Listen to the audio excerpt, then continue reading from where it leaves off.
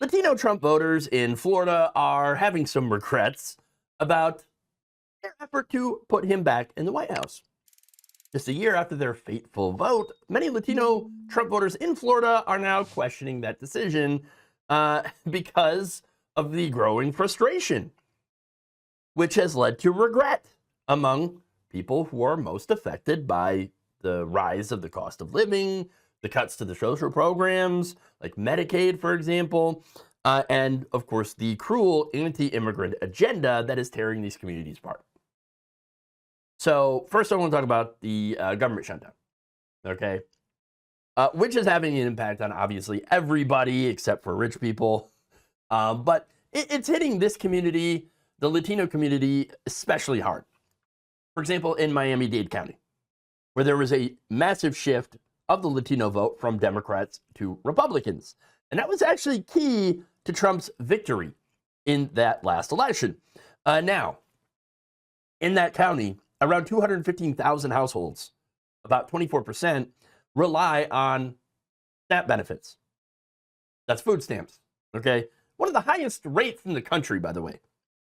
Now, one of the people that are on it is Alexis Maria. She's a 35-year-old single mother born in West Palm Beach.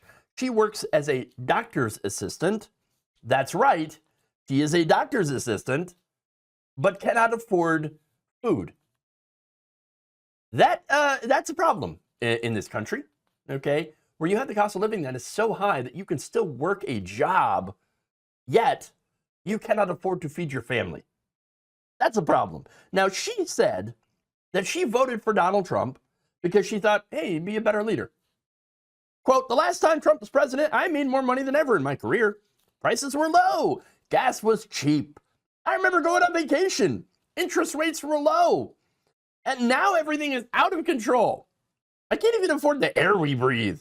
Now I see that I made the wrong decision. Yes. You want to know why things were better back then? Well, we were kind of still riding off of Barack Obama's economy, for one. Yes, people tend to try to forget that whole thing. Obama. We were riding on that economy, which was better, okay? And yes, it was still much better for rich people because we have an economy that is weighted towards serving the needs of rich people, something that I had been pointing out for a very, very long time, that people get mad at me for doing so. Sad day for you. My job is to point at reality, okay? Yes, under both Democrats and Republicans, rich get richer and poor people, well, we're still poor, okay? But that said, there were some things to help poor people survive, like the SNAP program, which Republicans continue to try to gut, as well as Medicaid, which Republicans have again gutted. Now, anyway, yes, while we were riding off Obama's economy back then, we also had cheaper gas during the pandemic. Now, why? Well, nobody was driving. Obviously, people were not driving to work. They weren't going different places, and that, of course, killed demand. Now, the other reason is allowing people to work from home during the pandemic, the rise of, work from home, be able to telework, all that stuff. That also lowered the demand for gas, which caused the demand to go down, prices to go down. All right. But Trump, one of the first things he did was say, get your ass back in the office. And there you go. Yes, all these companies wanted people to come back into the office because they could justify, spending money on office space and then micromanaging their employees because they really like doing so. Okay. And so what happened to the demand for gas? The demand for oil went back up. And of course, as a result of that, oil companies, their profits boomed, as well as real estate companies. So there you go. But anyway, back to Alexis, okay? Alexis has been receiving food stamps since her first kid was born. So she has 2 kids, ages 12 and 6. So last 12 years, okay?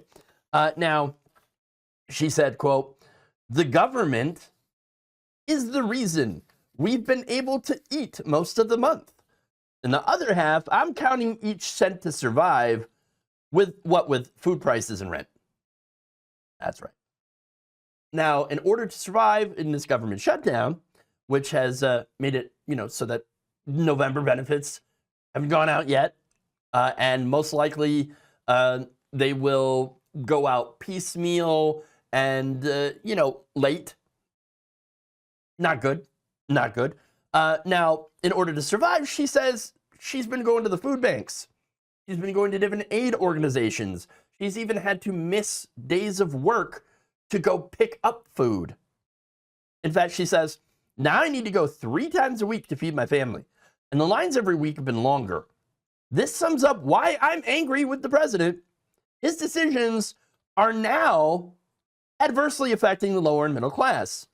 They only benefit the rich. And there it is. Let me just say that is not a mistake. This is working as intended, folks. His policies are only meant to help rich people. Why do you think that the first thing that they did was to cut taxes, to ram a giant tax cut for the rich bill through Congress? Okay, and I know he did a bunch of executive orders. Again, a lot of those executive orders help giant corporations like oil companies and stuff. So there you are. Look, at the end of the day, I think it's pretty self-explanatory here what he cares about or who he cares about. And it's not you, all right? He doesn't care about you. He just needed your vote. That's it. There's more. Michael Liris, a 44-year-old American, lives in Volusia County near Orlando, also voted for Trump. In fact, all 3 times. But says, oh boy, I regret my last vote enormously. No kidding. Now, he specifically does not like the immigration raids. He said, it was necessary to make changes, explaining his vote, but not in this way. Sacrificing our civil rights and liberties that are enshrined in our Constitution? He is turning this place into a police state, and he's acting like an authoritarian. I didn't vote for any of this. Now, you did, though. I mean, let's be honest. You did. What did you think mass deportation was going to look like? Honestly. Like, well, I didn't think it was going to be this. Yes, but that's because you didn't think. You didn't think about what this was going to look like. You just heard a slogan. And you're like, it's going to be great. You got caught up in the moment, sir. And now, well, you made a really bad decision that is hurting a lot of people and will continue to hurt a lot of people. Look, there were people like Trump supporter Cuban PETA who said that the Trump administration's immigration policies are basically, quote, Republican political manipulation. If you say you're going to deport all criminals, even migrants like me, the voters are happy with that. That is why the Latino vote was oriented towards Trump. People agreed with what the Republicans were saying in the campaign, which was, I'm going to get rid of all criminals. But what Trump is doing is something else, and it is very cruel and very bad, and they are going to pay dearly. Well, I mean, if these most recent elections tell you anything, then yes, they are paying at the ballot box. Republicans are. But here's the thing, right? They lied a lot. They lied a lot about immigrants. They lied about crime. Crime is actually at a much lower level than it has been in the past few years. And so, no, the cities are not filled with criminals. Undocumented immigrants are not criminals. They actually do less crime than native-born Americans. And so all that stuff that he said during the campaign, the vast majority of it was just untrue. Absolutely untrue. And we warned you about that. We told you that it wasn't true. We had the receipts. We talked about the facts. And we were summarily dismissed, obviously. Okay? And look, you know what? We did warn you that this was the plan. You didn't listen to us. And then they enacted the plan. Period. That's it. That's what happened. Okay.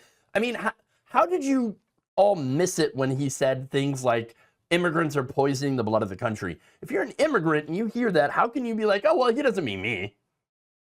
I don't understand. I mean, look, this guy, it's not like he was out there saying a bunch of dog whistles, right? These are not dog whistles. It's not a dog whistle when everyone can freaking hear it, when it's very, very loud.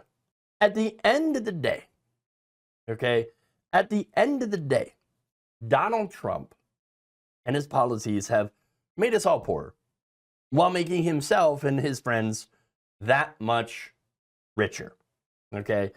10 billionaires have made, just 10 billionaires in the U.S. have seen their wealth grow by around $700 billion. While, again, the rest of us have seen declines in our wealth.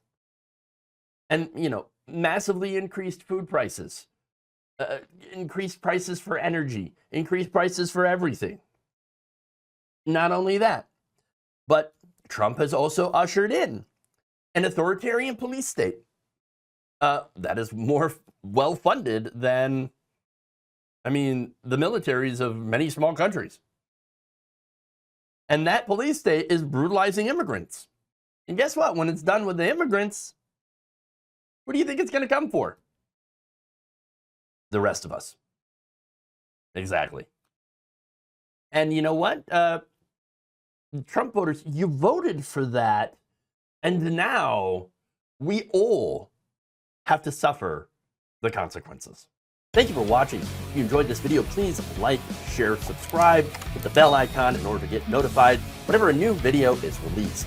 And if you want to support independent, progressive media through this difficult time where it seems like everybody is shutting down, you can become a member on our YouTube page, you can become a subscriber on Facebook, or you can go to my Patreon. It's patreon.com/Jeff Waldorf. Thank you.